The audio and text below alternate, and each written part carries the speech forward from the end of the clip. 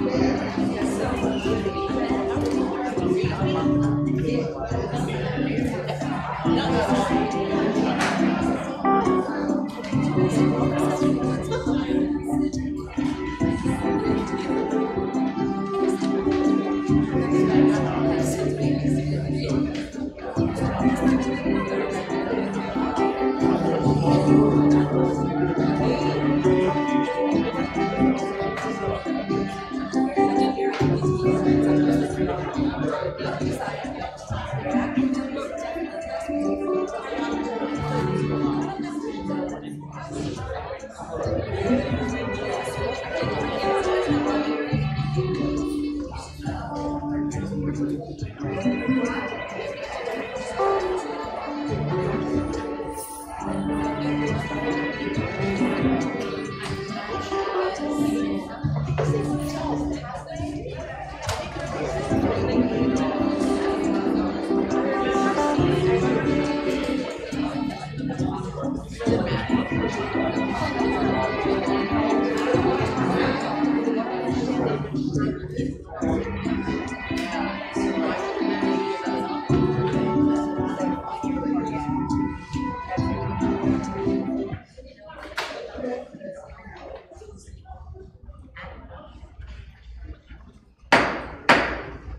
evening.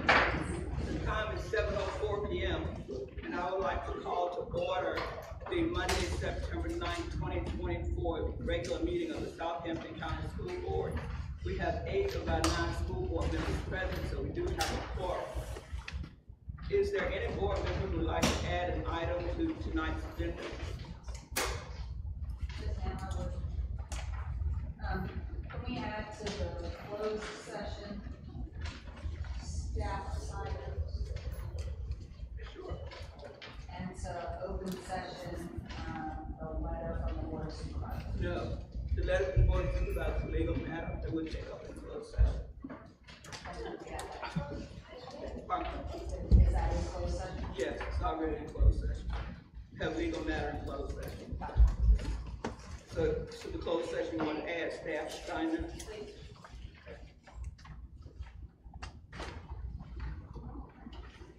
I'd like to add an item to closed session as well, personnel.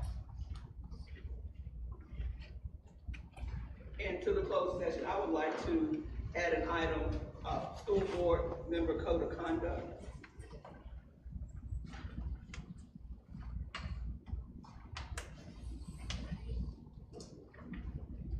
Is there another board member who would like to add an item to the agenda tonight?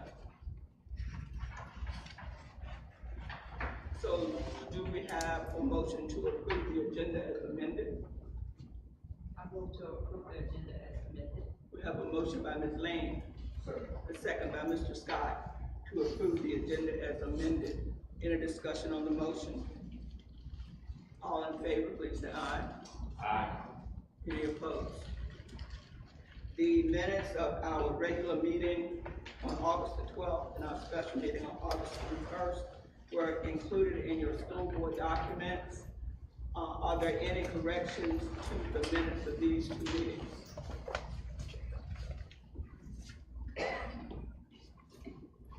So if there are no corrections, the minutes are approved as distributed. We do not have any recognitions tonight, so that means that we're down to the public comment period. Although Virginia law does not require us to hold a public comment period, the Southampton County School Board chooses to do so because we believe it's important for us to hear from our community members. We value public input. We recognize its importance. The public comment period is a time for board members to listen to the views and concerns of individuals regarding Southampton County Public Schools. Therefore, please do not expect board members to respond to comments or to answer questions during the public comment period. We also ask that you respectfully follow a few guidelines. One is that members of the community should have signed up in the lobby area prior to the start of the meeting. 2 is that the time limit for each speaker to speak is 3 minutes. We do have a visible timer to help us keep up with the time and to help speakers keep up with the time. We set this time limit so that as many speakers can address us as possible while still allowing sufficient time for the board to conduct other necessary business. Speakers may not give or yield their speaking time to other people. Speakers should address their comments to the board, not to the superintendent or other audience members. We also ask that audience members refrain from comments and demonstrations such as booing, hissing, or clapping. So I will now call up the speakers in the order in which they signed in.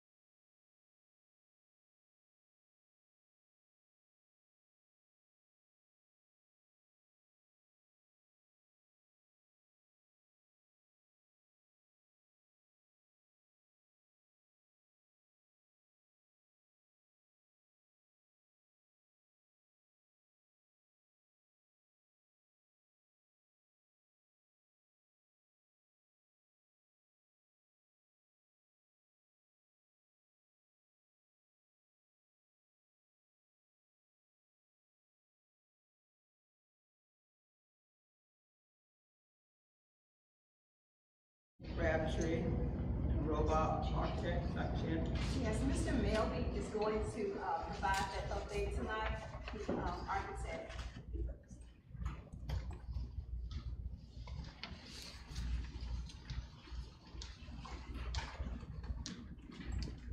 Good evening, Madam Chair, Board. Just some quick updates with the construction pieces. The Community Resource Center is out for bid right now, live on EVA. We do have the on-site pre-bid meeting Thursday afternoon at the school board office with that building. For the Student Health and Education building, they are finalizing the plans for us to put it out to bid within the next 10 days. He said on Friday, I think he said 2 weeks, so that gives us the next 10 days. We'll have it out to bid and completed. So his latest figures for the Parent Resource Center had us under budget, and he was reworking it today to get us back at budget for the Student Health Center as well. Board members, questions? And I will just add to that, after our last meeting, we have had multiple meetings with Crabtree, looking at, one of the things we had to do first was we had the concept of combining and doing one building as opposed to two projects. And in checking with the state, we had to stick with our original two separate buildings. So that's why we went ahead and we're trying to move forward as quickly as possible. So the Parent Resource Center is pretty much in line with the design that we saw last time. The cost savings came from some smaller things like taking out the walls within it, making more of an open concept. But that is under budget. Then for the student health building, we have looked at reducing square footage, and he again is working on that right now. We'll meet with him again, and then hopefully as soon as we get that within budget, we'll move forward and get that out to bid. Because if you remember that the board did set up a facilities committee, and that was Mr. Rogers and Ms. Bunn, so they have been working with the architect and Mr. Melby on these projects. So anything to add, Mr. Rogers? No, they got it all. Anything else, Ms. Bunn? Thank you. Thank you, Mr. Melby. So last month, we talked about establishing a liaison committee, a communication committee with the Board of Supervisors, and Mr. Rogers has been working on that project. What we talked about last month was making sure that that we clarified the role that the board plays and made sure that whatever we propose would clearly delineate the role of the school board. So Mr. Rogers went back and did some some revision, taking into account the feedback that we gave him last month. What's your thinking about this? Well, let me tell you my thinking about this. My thinking is that we need to handle this as a subcommittee. We do have a protocol in our policy that gives the board the authority to establish subcommittees. So instead of calling this a charter, we probably just need to call it an ad hoc committee. So we'll call it like the ad hoc Southampton County School Board of Supervisors Liaison Committee. So it would be an ad hoc committee of the school board.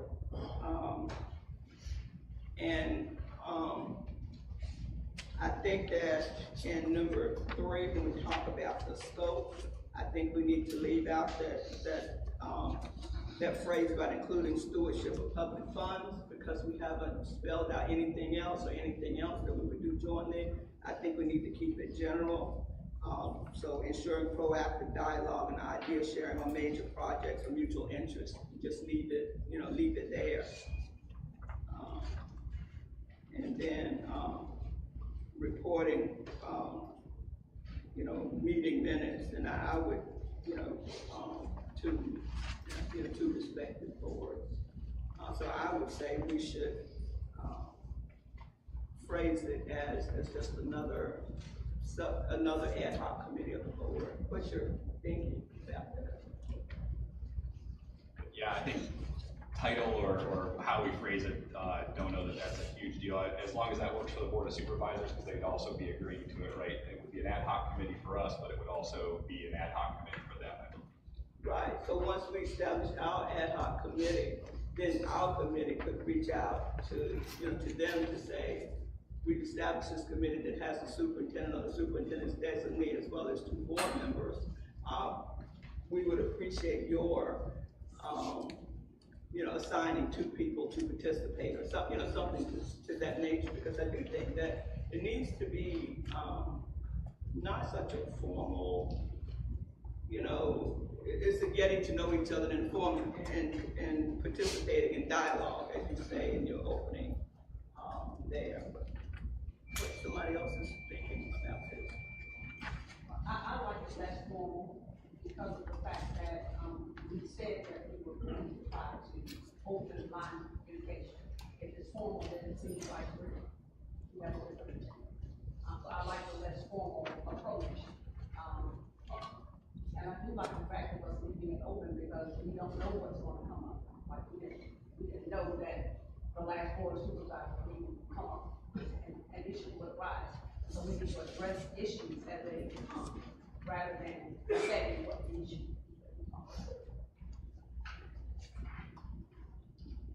Any other comments?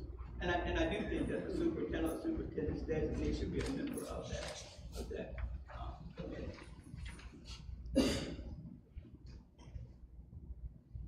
Ms. Bond, were you about to say something? And I think what I said last meeting was something to the effect of, it's really about building relationship and building trust. And so maybe the concept of the ad hoc committee approaches it more in that spirit and in that light. We have had a liaison committee in the past. We used to do them during budget season. And it's a time that people can come together, have a little dinner, break bread, and feel comfortable and build relationships. And I think maybe that would be the better place to start as opposed to a very formalized, locked-in charter.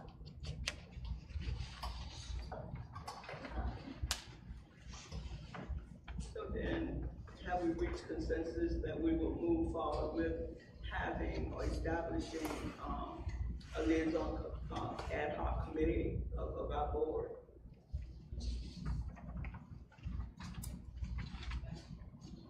Is that the consensus? Well then, on our agenda for next month, then this will come back to us as in the format that we use when we establish ad hoc committees. It'll come back to us in that format. Do you have that, Dr. Goodwin, or do you need me to do some I've work? got that format, Okay. so I just need to fill in the blanks and the templates. I've got it. And I'll use the language here and just fill in the template. Thank you. So we're down to item 6, which is action items. And the first action item is the financial report and payment of bills. Dr. Shannon? Yes, ma'am. Ms. Carr, the Director of Budget and Finance, is on her way to the podium to make the presentation.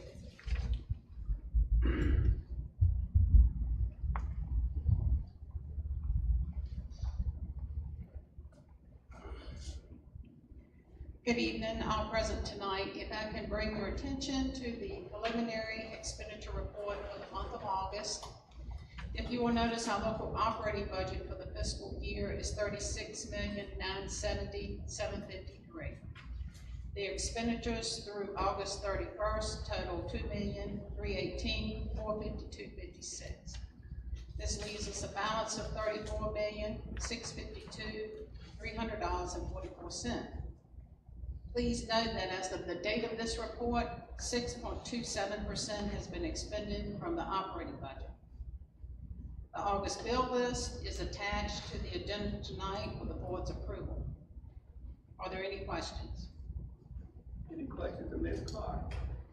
At the last meeting, I asked the superintendent to ensure that we had a expenditure report to summarize last fiscal year and where we were in that process.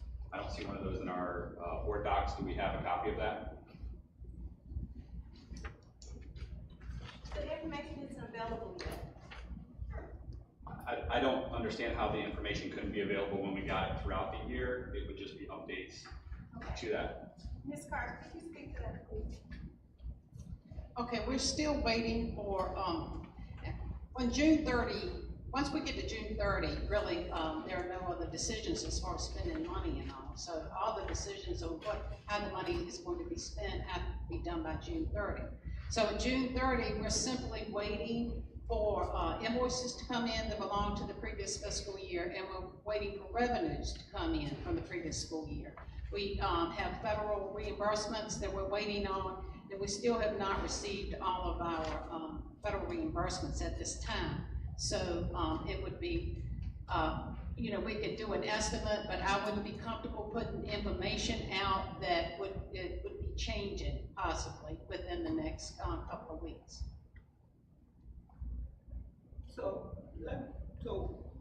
Mr. Rogers, so what you're asking for is to look at these categories and to look at the expenditures in each category.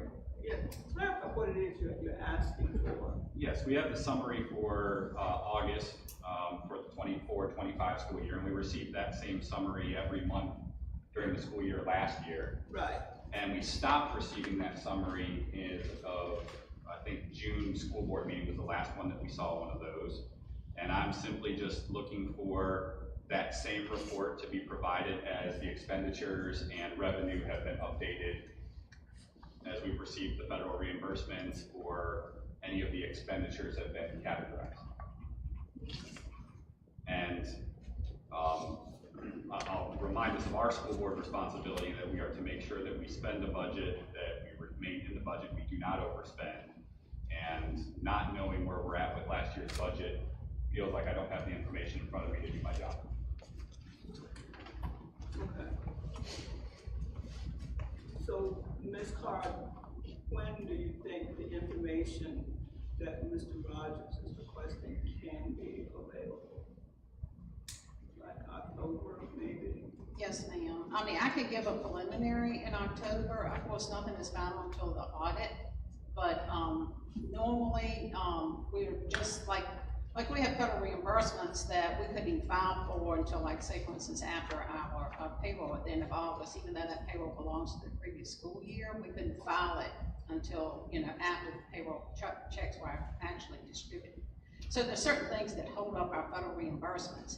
So basically, I should be able to give you a preliminary report in October that should be very close to how we will end. Like I said, the reimbursements, all the reimbursements have been filed. We're just waiting for the funds to come in to see if we need to make any adjustments.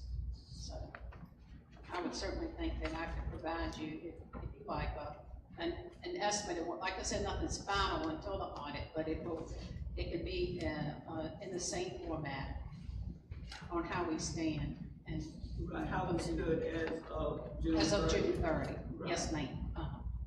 So Because we don't spend any more money after June 30, and so therefore, it's just a matter of making adjustments if necessary for reimbursements and making sure we paid all our bills that belong to the previous school year and that we collected all our revenues that belong to the previous school year. We do that over the summer months because we operate on a full basis. So we're going to have funds that come in over the summer months that belong to the previous school year. Right. So then we will talk about it in October, Mr. Rogers, and at that time, hopefully, Ms. Carr can give us at least a preliminary expenditure report or budget report using this same format as of June 30th or something. Yes, ma'am, I can do that. And it sounds like, and Mr. Rogers, I think what you're trying to ask is you want to know if we have any unspent money there and what we have left coming in. So would it be more beneficial to have just an update of, we have X number of dollars that we're still waiting on bills to come in, but it has been expended, and you know, is that more what you're looking, because I understand Joy's concern too, that if she presents us something in this format, it is gonna be outdated by next week when bills come in, you know, additional bills. So this is a very moving target. Would it be more beneficial to have an update of, we have X number that we're still waiting on to come in for revenue and expenditures? I would be comfortable with either, honestly. I think I was trying to hit what the lowest common denominator was, which this report's prepared for us every month, and so I understand accrual accounting and that things change.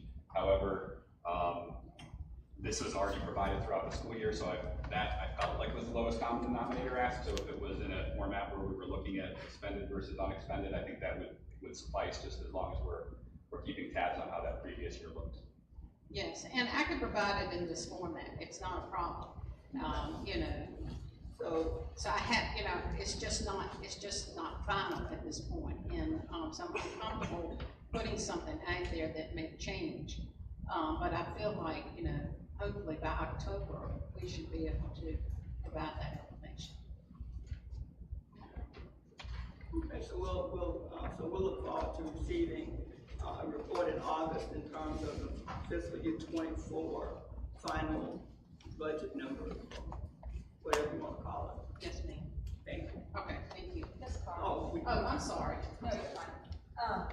Sort of related to this, do you know what the APM was that we calculated the budget for the 24-25 school year as far as revenue? 25. It's on the attendance report, so when you get those, and I don't have it in front of me, but usually on when we get those attendance reports, when we talk about what the enrollment reports.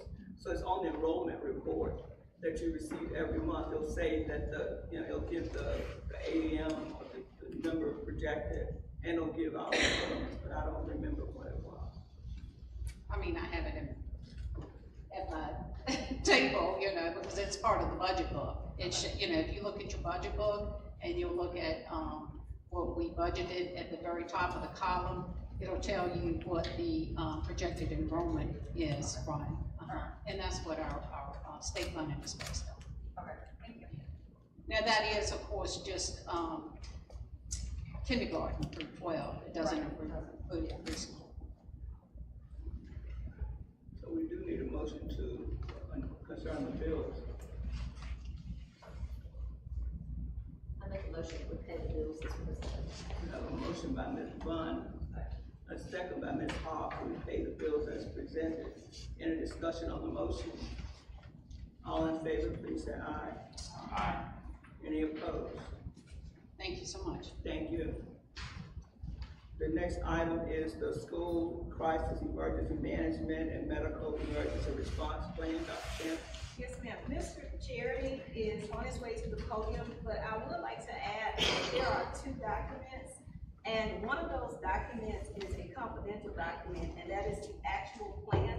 So we've been advised to not share that plan with the public. However, Mr. Cherry will make a brief presentation highlighting some general information about the school crisis emergency management. Thank you, Mr. Cherry. Yes, ma'am. Good afternoon, board chair, superintendent, school board members. Here to present the school crisis emergency management plan. Our purpose is basically to keep all staff and students here in the division center in a nutshell. We establish a framework for preparedness and recovery. We implement this through a safety plan in collaboration with public safety officials and public health officials. We've done training with the sheriff's department, EMS, and fire throughout the year and during the summer. Our emergency response protocols, evacuation off-site procedures, we actually utilized this during summer school. When we had a situation here in the building, we had to move the summer school to the middle school for a period of time. Response procedures, recovery procedures after the event has happened, and step-by-step emergency responses that all staff and students should follow. And we use communication tools such as Facebook, Remind, letters out to the public, giving them updates of information that they would need to know during the emergency event. This year, we have adopted the standard response protocol from the I Love You Guys Foundation. It's basically like plain English, telling us what we need to do. You hold up here, and it says hold, and the classrooms will just hold. Class still goes on, but there'll be nobody in the hallway. Secure, all doors are locked, class still goes on. In a lockdown procedure, then we go into lockdown, and then staff and students must go into the corner, lights out, and follow that procedure. If we evacuate like we did during the summer, fire drills, we need to evacuate the building. We have designated spots where staff and students will be located to make sure that they are safe. And shelter in place because of weather, anything outside. There may be an event going on, there may be an inmate that has gotten loose or emergency situation out on 58 or in the area of the school that we have to shelter in place. Are there any questions at this time? Any questions, Mr. Chair or Dr. Shannon? Thank you. You're welcome. Thank you. So we do need a motion to approve the school crisis emergency management and medical emergency response plan. And as Dr. Shannon pointed out, you did have a copy of the complete plan in your school board documents. I hope that we accept it. We have a motion by Ms. Lane, and a second by Mr. Scott to approve that management, the school crisis emergency management and medical emergency response plan. In discussion on the motion, all in favor, please say aye. Any opposed? Thank you. We have a use of facilities request, Dr. Shannon. Sure. Next, we have Mr. Kashif Carter, who is representing the Speak Life Group, and he would like to have the Western Tidewater Bishop from the Star pageant on October the 19th at the high school from 12 to 5 p.m. This is a pageant that he has had probably for about 3 years now here at our facility. He is representing a nonprofit organization, and he is asking that the fee be waived. The fees, however, for a 501c3 are $72.50, and if he were not a nonprofit, the fee would be $725. And he is not charging any admission fee for the pageant. So you're recommending that he pay the $72.50? I am. That is my recommendation. What you thinking?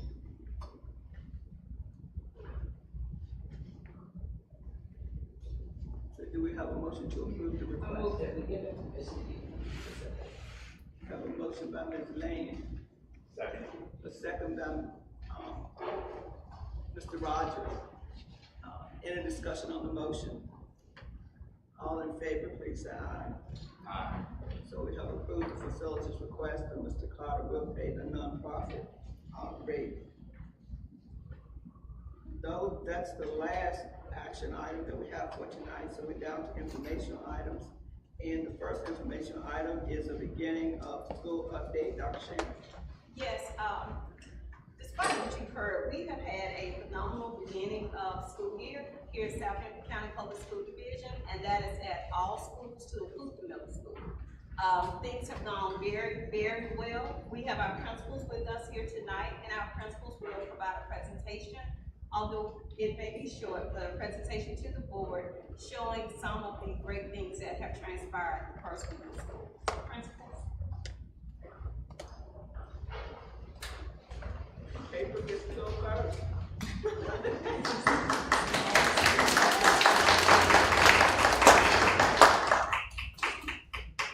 Good evening.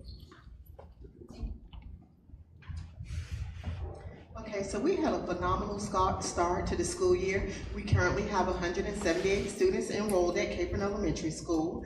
We held open house on August 29th from 2 to 6 p.m. Parents and students were excited. to see their new teachers and bring in their supplies and just go throughout the building. As you can see here, we have pictures of students taking pictures in front of the welcome sign we had at the front entrance. Then we had the first day of school. It was absolutely grand. Kids were excited, parents were excited, and teachers were thrilled to have the students back in the building. There are smiles all across the school. We have group pictures here. We have some of the activities that the students did throughout the first day of school, just getting to see their friends and their teachers was very exhilarating and exciting for them. Then we had a great first week. We ended the week with Spirit Day. We wore blue and yellow to show our spirit as Capering Cubs. We started off, we got to fail to mention this, with prayer around the pole with Community Deliverance Church in Capering, which was great for those who wanted to participate. And so far, it is going great. It's going great. We're having a great time at Capering. Thank you.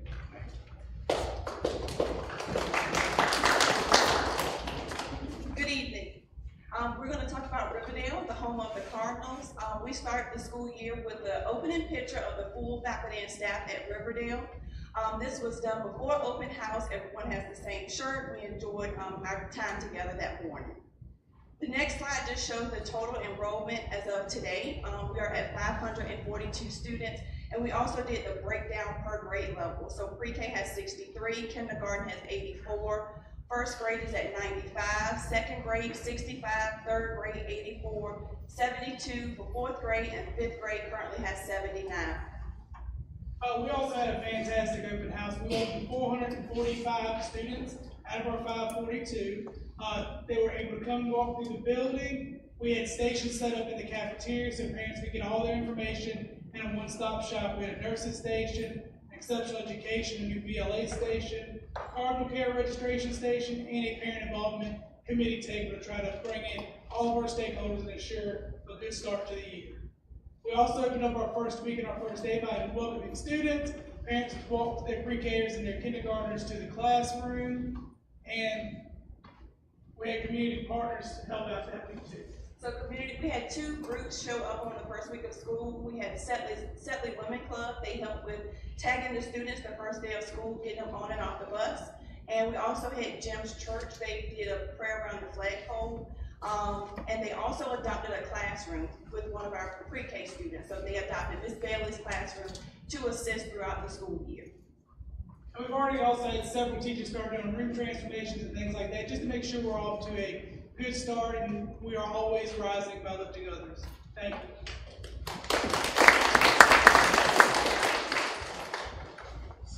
Good evening. I'm here to represent Karen Elementary School, home of the Eagles. Similar to the others, our enrollment as of today, you see the breakdown. Pre-K has 18, kindergarten has 29, first grade has 32, second grade 25, third grade at 30, fourth grade at 36, and fifth grade at 36, leaving us a total right now of 206. So open house again, on August 29th, like all of the elementary schools. Here's some pictures of our guests. We did have 163 of our 206 students and their families in attendance, which put us right at 80%. So I was really excited at the involvement that we had there. The middle picture at the top, our PTO set up a little photo booth, trying to get that up and going. And one of the things that they had put out there was a wish wall, a student wish wall, where parents, they came in to put a sticky note, for their kids, what they wish for in the school year, and we were able to take them and we'll deliver them to the kids, throughout the year just as encouragement. So I like that they had done that. On our first day of school, we have some random pictures here. At top, our kindergarten teacher is due any time now, but she was excited to welcome her kindergarten babies, Ms. Graham, so we will be welcoming a new Meharon Eagle here in the next couple weeks. The picture on the top right, of my right, it shows one of our new students joining us, and she was really excited to join us. A couple more from the first day of school.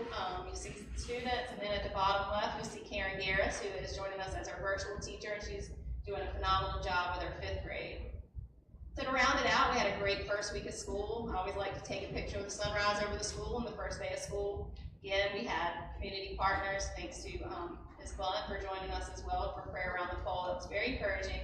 I wanted to highlight our newly painted marquee, so thanks to Mr. Melby for getting that done. It certainly has brightened up the yard, and we are excited.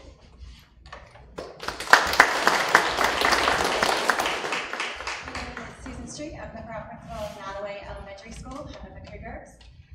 We have our total enrollment right now is at 237. And so our smallest classes are third grade with 27, but all the rest are right about 38, with a couple, with our first grade being a little bit larger. Open house, we had approximately about 175 come in for our 237, and you can see like our teachers love going all out. Their rooms were fully decked out. And then of course my fifth grade teachers, they had to go ahead and step up. They had a full wall that looked like a notebook paper, and they had all of the big dogs take pictures right beside of it. Also, if I can get this to work. On the first day of school, it was all hugs and smiles all throughout the building. And so kids were so excited to be back. We definitely got lots of pictures. Kids are just eager to come in and learn, so we're super excited to have them all back. Of course, we have our Spirit Days. We are very well known for our Spirit Days, and everybody, and I mean everybody, joins up and participates. And the first one, of course, is Team Day, because we are all one team at Nottoway. And so you can see all the different teams that our students actually love to represent. Of course, one of our biggest populations is down the middle, and it's one of our local organizations here in town. But Nottoway is off to a great start.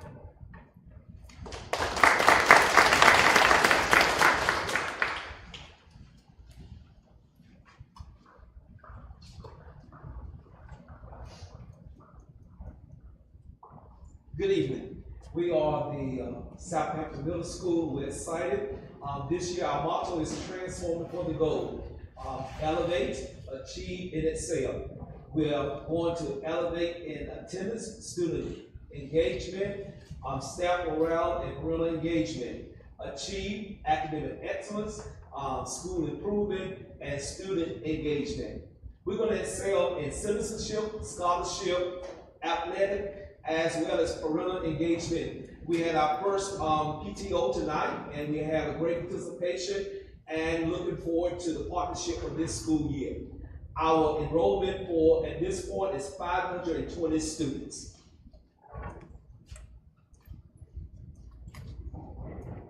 Good evening. Southampton Middle School had a wonderful first day of school. The students were excited when they got off the school bus. They rolled through the school, finding their friends and just getting reacquainted. It was a wonderful day for all of the students in Southampton Middle School. And you can see where it says, let's go SMS. That is a poster where all the teachers put their handprints and sign their name to show that we are together. We are a team. So we are really excited about continuing the excitement that came after the first day of school. Now, the first day of school, you can see that the students are wandering the halls, talking, collaborating with each other. You can see the teachers talking to the students. We had an assembly the first day of school, and that bottom picture shows one of the teams being introduced to the students, but it was a great first day. Now, the first week, all the excitement from the first day continued throughout the week.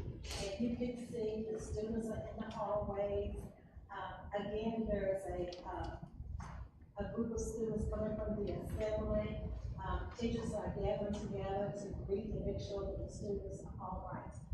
But the excitement continues. And we are very excited and anticipate having a wonderful year at the middle school. Thank you.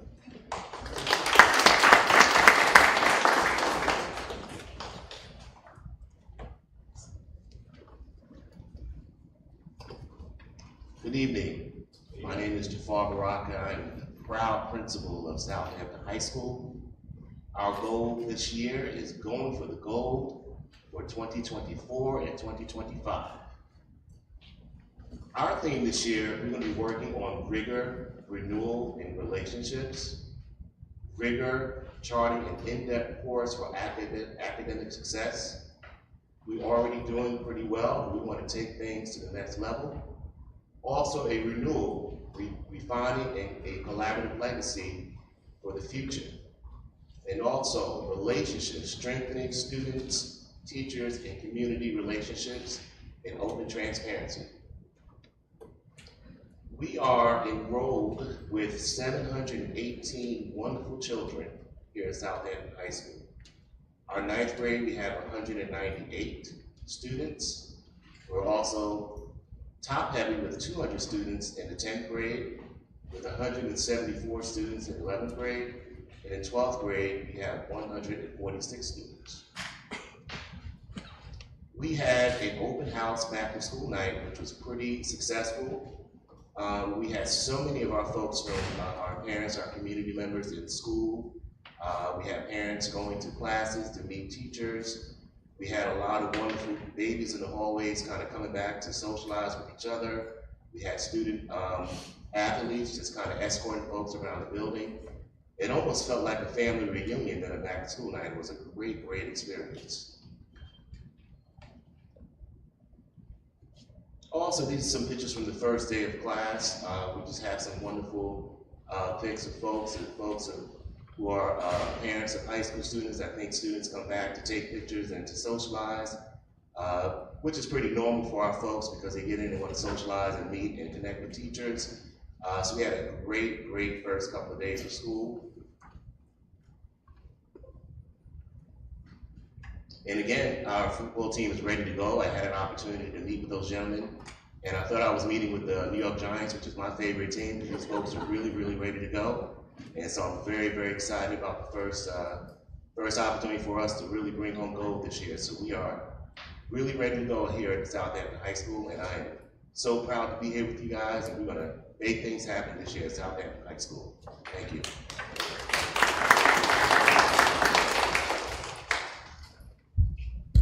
Additional comments? As I stated before, we had a phenomenal first week of school, and as you can see, we have an outstanding staff that is ready to lead, and we look forward to all that is to come this term. Thank you. The next item is the instructional report. Dr. Shannon. Yes, ma'am, Ms. Gillette is on her way. She's the Director of Curriculum Instruction and Federal Programs, and she'll talk with you all a little bit about what has transpired since really before school began, but with convocation and moving forward. Thank you, Ms. Gillette. Thank you. Good evening, Dr. Goodwin, Dr. Shannon, board members and all present. It's a pleasure to be with you this evening. Dr. Shannon said you have the instructional report for September, and I'm going to go back a couple of weeks before school started. So our topics for this evening are new teacher orientation, professional development, convocation, and our Virginia Literacy Kickoff. Our new teacher orientation took place here in the Commons on August 19th and 20th from 8 to 3:30.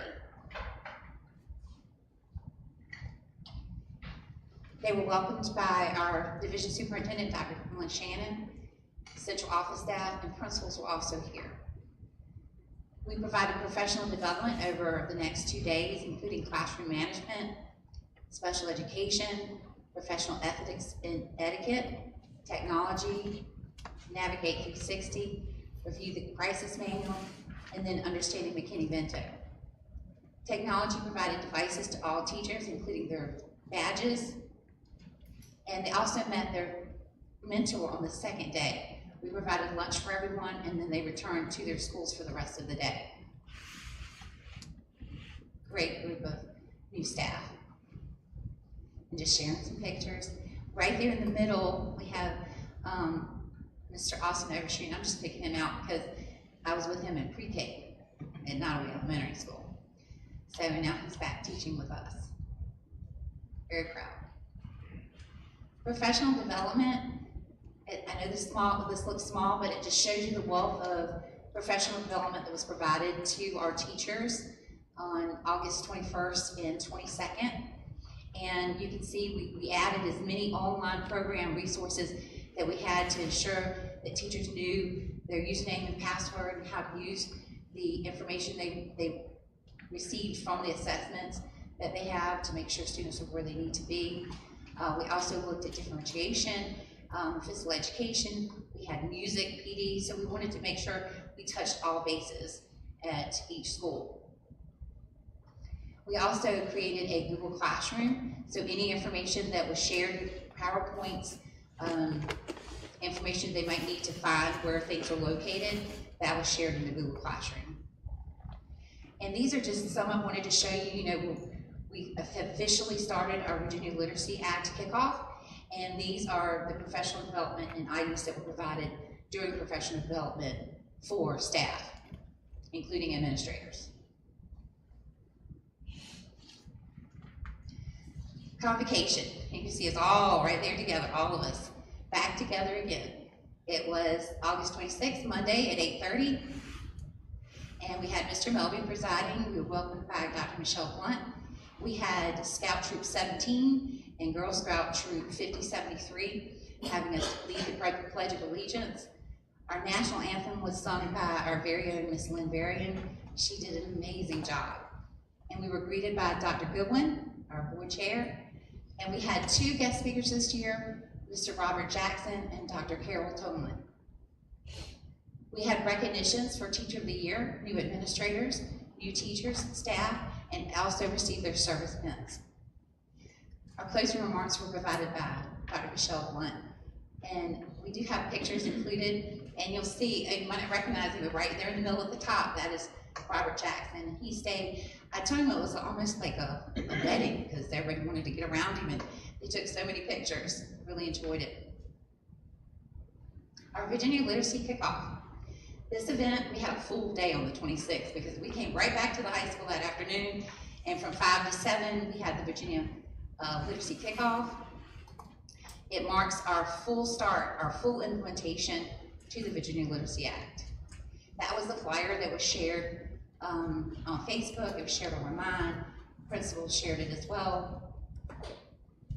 And I just wanted to remind her the VLA is by the BDOE, is mandated legislation that aims to improve early literacy outcomes for our youngest learners.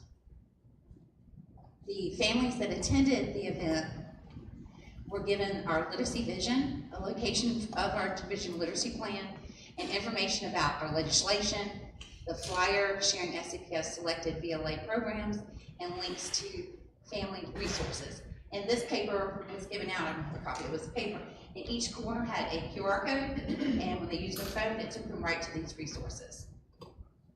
Students were provided books and decodable readers, also letter cards, and when they came, they got to participate in the gym with bouncy houses, snow cones, popcorn, and our wonderful cafeteria staff provided hot dogs and chips and juice for our students.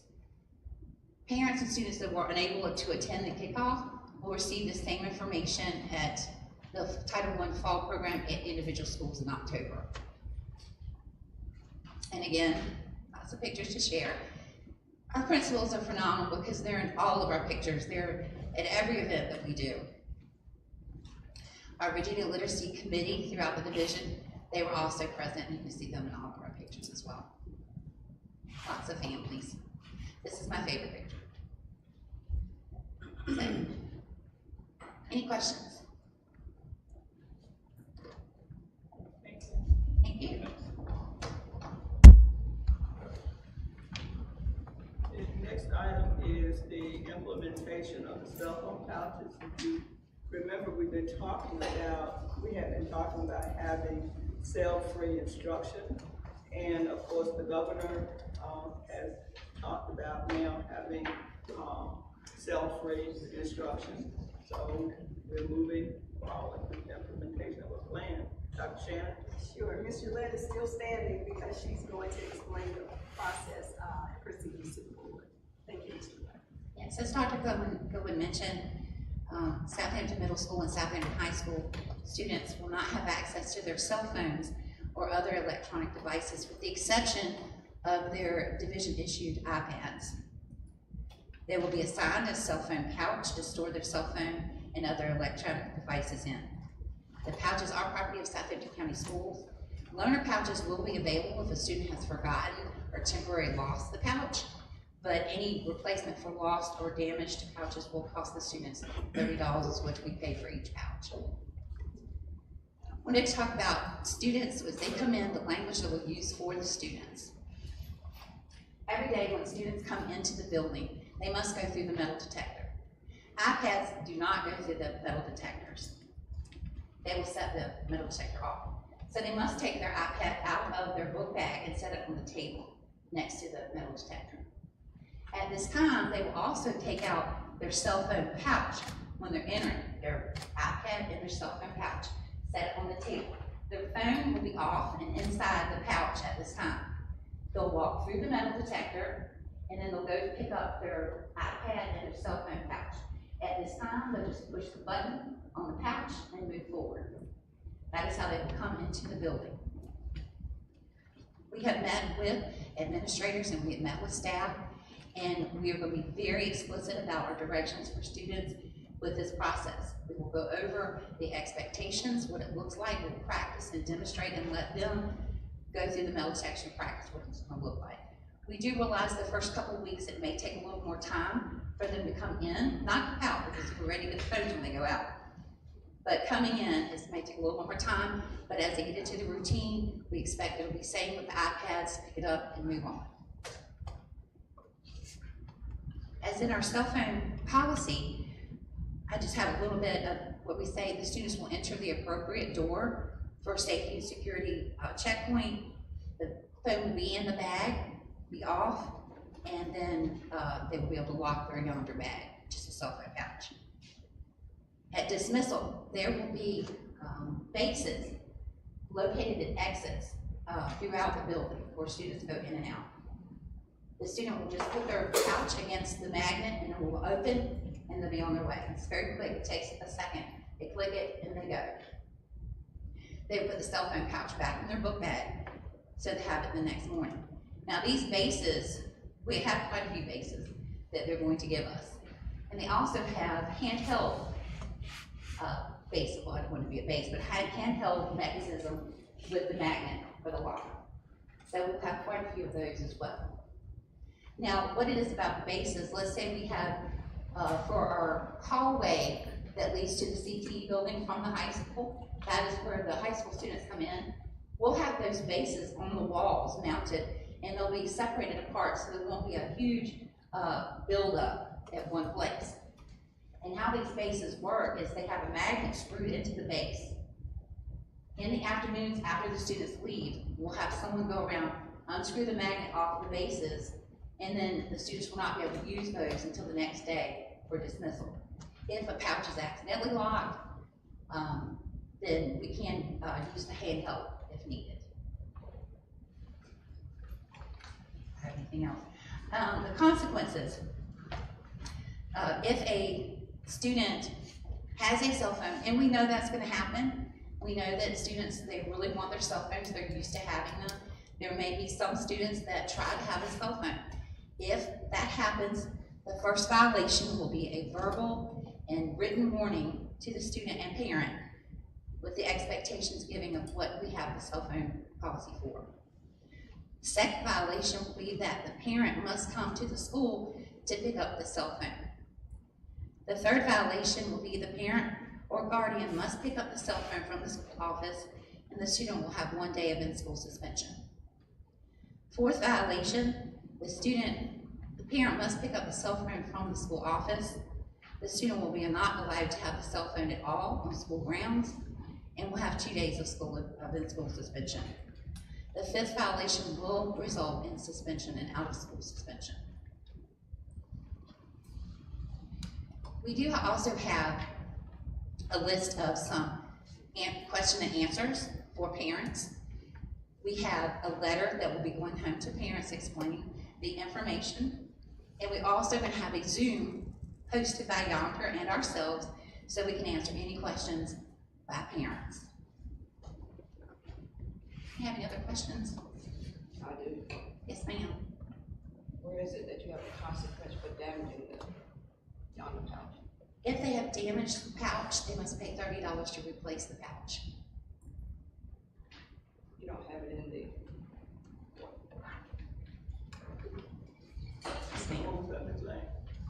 she didn't have any to report the consequences of damaging the younger pouch. So, that's something we look in, thank you, Ms. Lane. We're looking into that right now, about if they purposely damage the pouch, trying to get into the pouch. And again, you said each child is assigned a number? So. Or they pick one up randomly? No, it won't be random. Okay. They'll be assigned their own pouch. And the pouches now have a clear sleeve on the front of them. So we're gonna use a permanent marker to put numbers on the pouches. So we'll have a number on the pouch, that'll be, let's say your number 1, Ms. Lane. And then in the clear pocket will be your name as well. We had talked about maybe student numbers, but then we thought we didn't want to share the numbers because some of them are used for passwords and things. So we're gonna use number pouches and then put the names of the students in the clear pouch. But I have right here about the damaged pouches. Yes, ma'am. When you were talking about them coming in, do they not have to use the base to lock it in the morning? They just No. Okay. No, it's actually when it's open, they just click close. Okay. They only need the magnet, the base, to unlock. And and one of the questions was, well, if it's a magnet, how come the students can't use the magnet to do it? And it has to be the specific magnet. And she did talk about one student that they heard had managed to unlock it with a magnet, but the magnet was so strong that it erased all of the memory from their phone. They lost everything on the phone. So. Just an observation. I've been through this. So, your child is taking the yonder pouch home. He's responsible for the upkeep of it, keeping it clean. It's going home. How do you know it's gonna come back the next day? They're responsible. We expect them to be responsible. I know that middle school, that's asking a lot for maybe a 6th grader coming in, but we do expect our students to be responsible. They are responsible for those iPads. Do they every sign single it? day. For the pouch? This is going home? Yes. Right. So we do expect them, and when talking to the company, you know, they have this across the country, and they said from their experience, what they have seen, having the student be in possession of the pouch is the most effective. When do you plan to implement this? So right now, we're expecting pouches actually to come in on Friday. Hopefully they will be here tomorrow. But we've already, I've spoken to Mr. Charity, Mr. Melvin, again with admin, about selecting places throughout the buildings where they're going to put the faces. So we'll have them up and running, and like I say, I want to make sure that all students and staff understand that you have to be consistent and we have to have fidelity to our policy and to what we have expected. So we want to make sure all that's in place. So our hope is to have these start on the 23rd. Now, I've had suggestions about maybe starting the middle school first and then doing high school, just getting a run going with the middle school and then doing the high school. So hopefully when they get here, we'll get the bases up and we'll be able to start on the 23rd. That's the hope. So for the bases that are going to be mounted at the exits, and I heard you say that the magnet would then be removed after all the students had left. Not that any student would ever figure out a way to remove the magnet, but is it possible for a student to remove that magnet? They won't have access. In other words, the magnets will not be on there. Oh, you're talking about in the afternoon, taking the magnet. Yeah. The only way the magnet has to be cut off. That's the only way you can remove it, has to be cut. She's talking about the base. Base? For them to unscrew it from the base. On the wall? No, Yes. it won't. So you're saying that the base is gonna be on the wall, not in hand? There are bases that are mounted to the wall and they are handheld. We'll have both. So let's say that a student comes outside and they didn't use the wall base. We'll have, let's say Mr. Overstreet's out there, he'll have a handheld, so they can just walk up to him and have it unlocked. So 520 kids would have a pouch. There are different exits for each child, each level to go out. Yes, and right now we have 50 bases that are coming with our order and at least 25 handhelds. And they said that we could get more if we needed handhelds. Did you allow time for dismissal because, it's one after, maybe you have 5 bases at one area, and you allow time for them to get out of the building to get to the buses without any issue. Like I say, it's going to take So some trial getting and used to. error. But, when we talked about especially the hall for the CTE and having it spaced out on the hallway, and also with the middle school, you know, we'll have, where they pick up in the back, they'll have a couple there, they'll have some at the front entrance, or pick up, and then when they go out, they'll have them along the wall too. And of course, when we talk about staff, they do realize that they're gonna have to monitor very, very closely. Like you said, because students, they're gonna really want those phones. And so we need to give them the least opportunity to go for that option. Any other questions? Thank you very much. Any additional comments, Dr. Shannon? I'm just looking forward to, a no cell phone free zone at the school, so that, you know, we can focus more on instruction and that our student engagement will increase. And as Dr. Shannon said, that from yonder with their statistics, they do have like 84% higher student achievement. There's a positive impact on student wellness, 86%, 72% saw a positive change in student behavior, like I said, engagement, and then a positive change in academic performance was 68%. That's yonder statistics. Thank you. Thank you. The next item is the maintenance and transportation report, Dr. Shannon. Yes, ma'am. Mr. Melby is on his way to the podium, and he will discuss some of the things that have transpired, over the summer, beginning of school. Also, we talk a little bit about the pictures that were on Facebook and that they showed at the, I think the board of supervisors might have had access to them. I know they did a Wavy 10 article on those pictures. So he's going to talk a little bit about that. And the bus accident that the, grandparent brought up. He'll clarify that. Thank you. Yes, it's been a lot going on at the start of the school year this year, and some really fun facts. The first week of school, we had over 1,800 of our students ride division transportation. We've had more than 1,400 breakfasts and 1,900 lunches served every day. It has been a fantastic start for that part. The morning arrivals and afternoon dismissals have been great. I think this year, secondary schools, it was the fastest I've seen it in years. 15 minutes and we were off campus. And that goes to the administration where they got the kids prepped. First day of school, I was with them at the middle school for part of the day, and we got them together and got all the kids going to the right buses. They organized them and took them out to the bus by bus. And that really, really expedited us getting off campus. Elementary team, they also were doing a great job communicating, organizing, and making sure the students all got on the right bus. So it was a really great first week opening up that way. Out back, you noticed Will Scott finally got the last of the old trailers out of here so we can get the new ones in.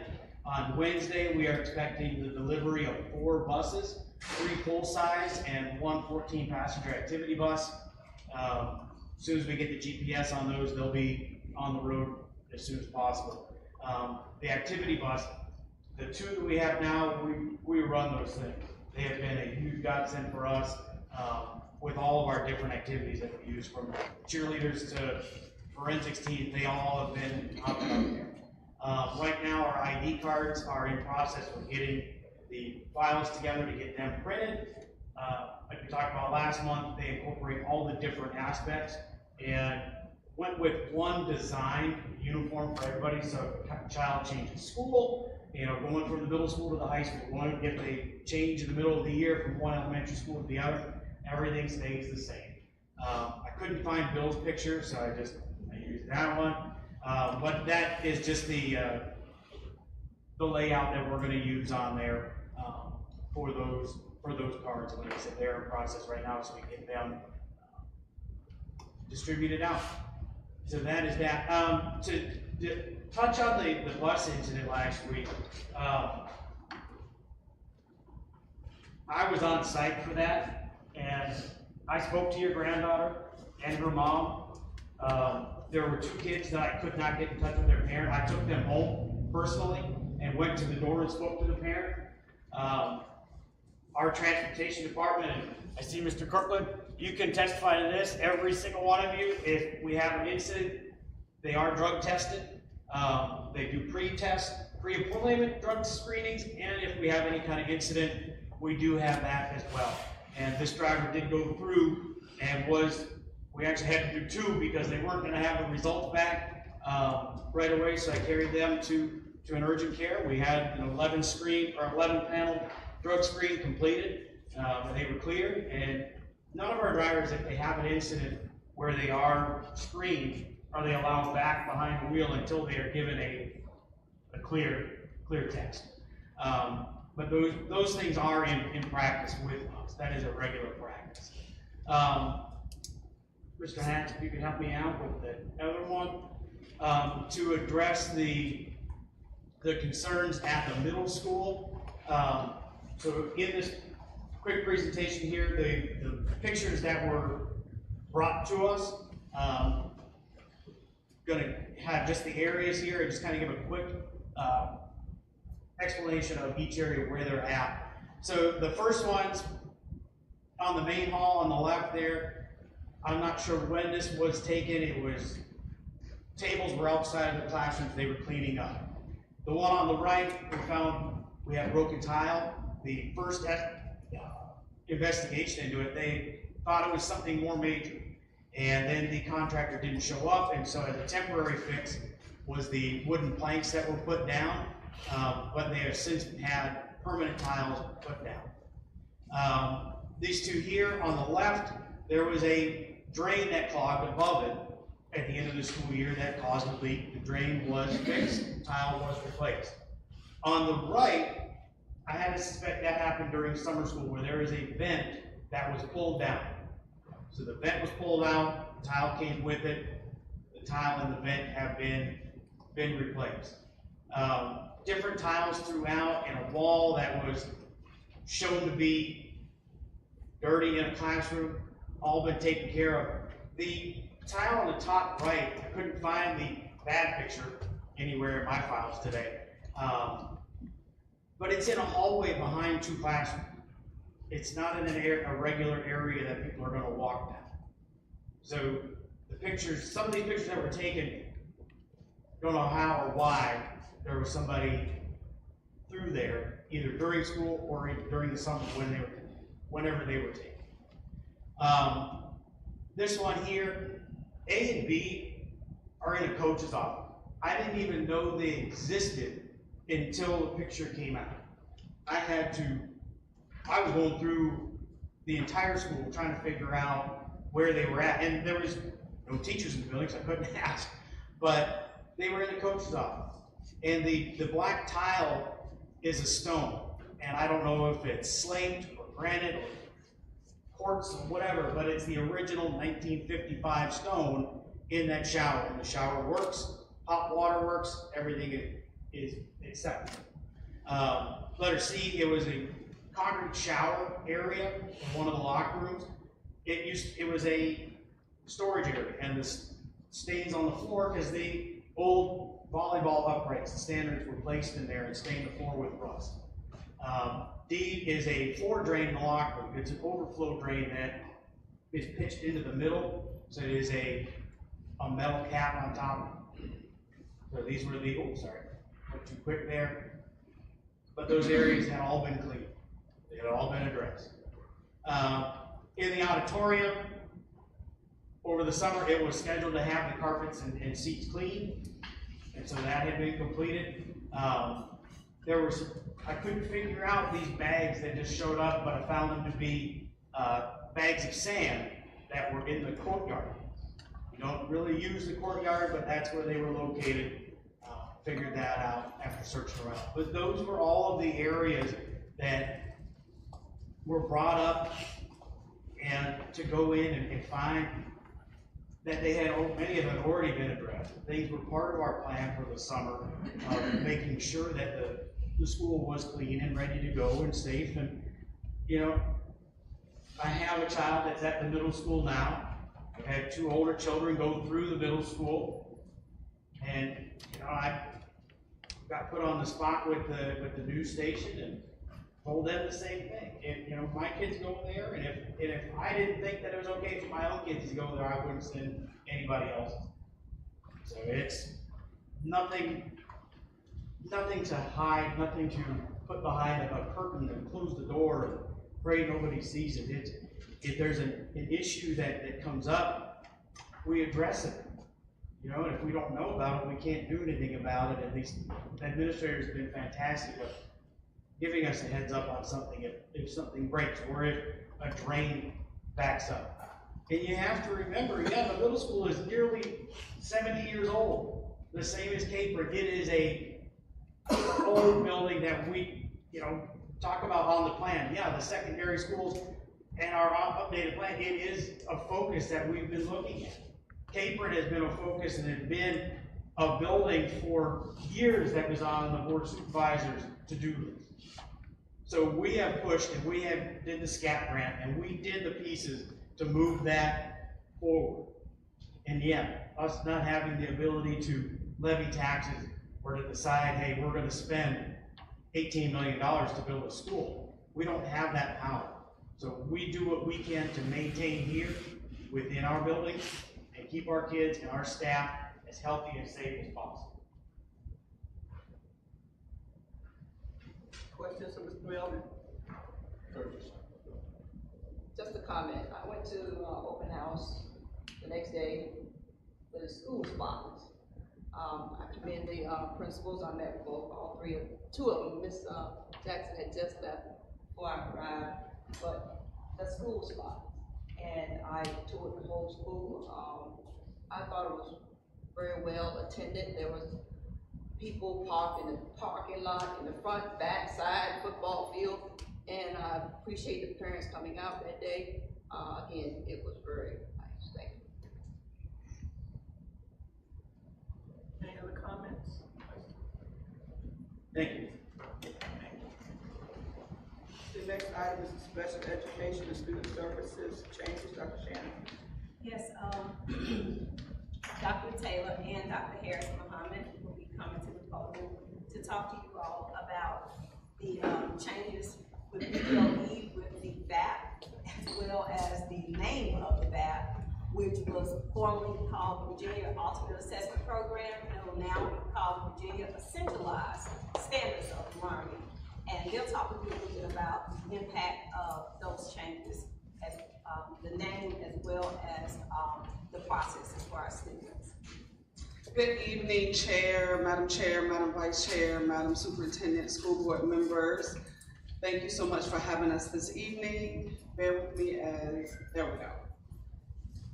So this evening, as the superintendent shared with you, I am standing before you to share with you some changes with our VAP program, which is now VSOL.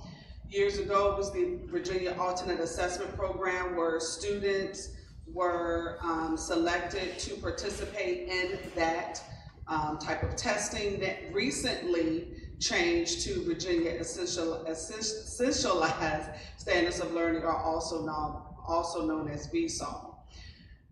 Couple of changes that have been made. Participation criteria has changed effective this school year.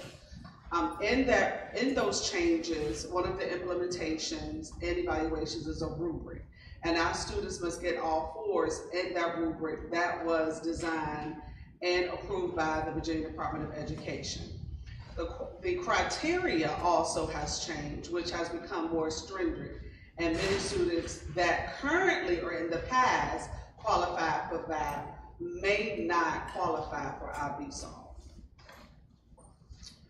The criteria for our participation: significant cognitive disability assessed across conceptual, social, and practical domains. Also part of the rubric, instructional needs requires extensive individualized instruction that must be aligned with the VSOL, and that directly comes from the rubric. The rubric is clear and it's on the VDOE website. as well as some additional considerations includes the curriculum, instruction, and accommodations, along with our modifications, and if there's any approved assistive technology. There has been some impact on our students who do not qualify will take the standards of a learning assessments, also known as SOLs. So I just want to make sure that we're clear. Those who do not qualify will take our regular standards of learning assessments.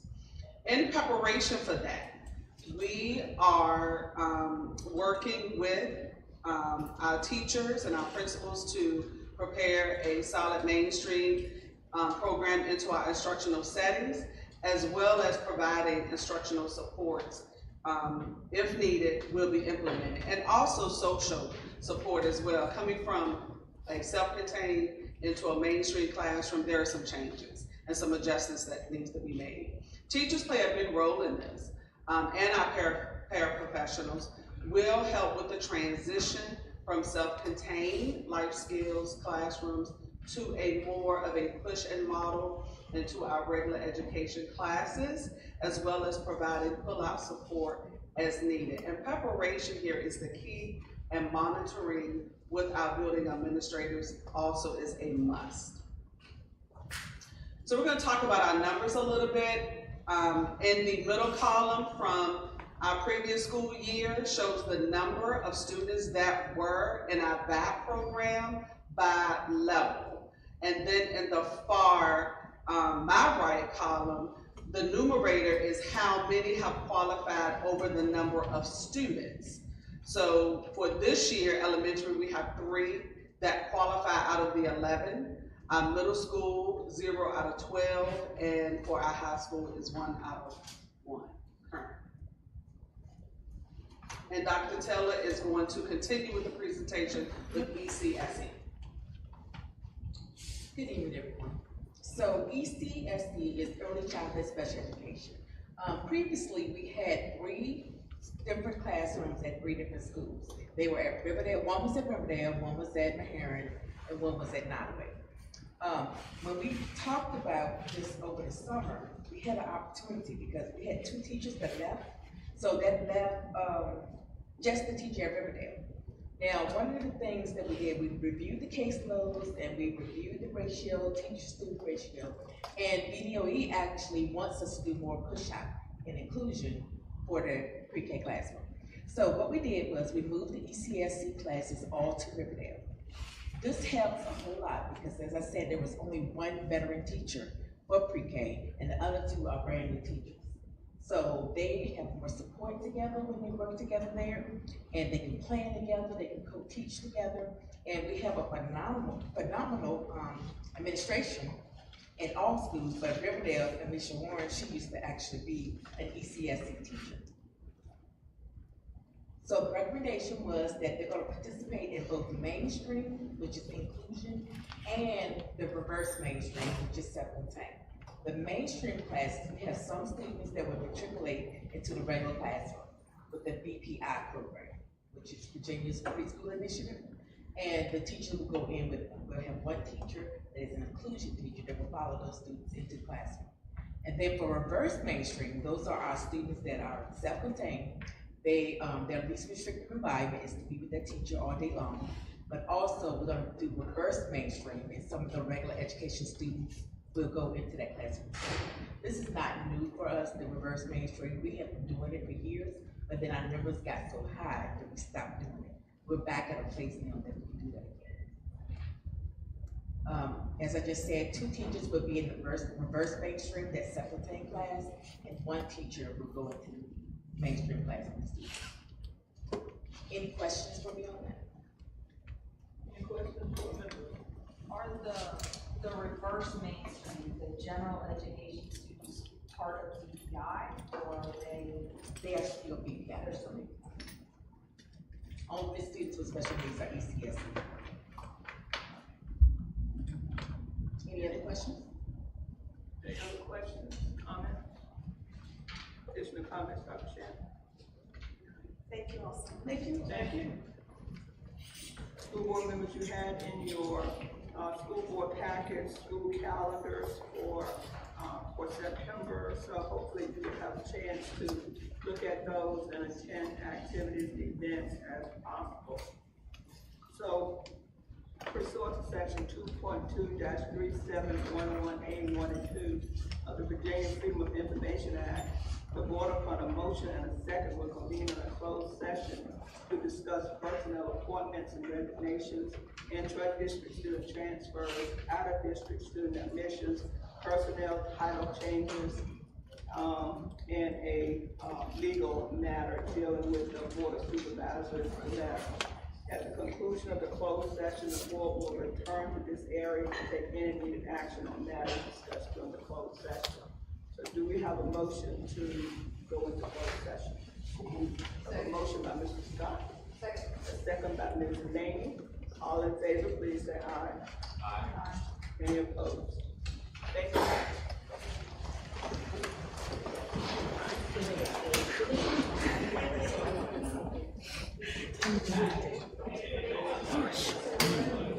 To the house.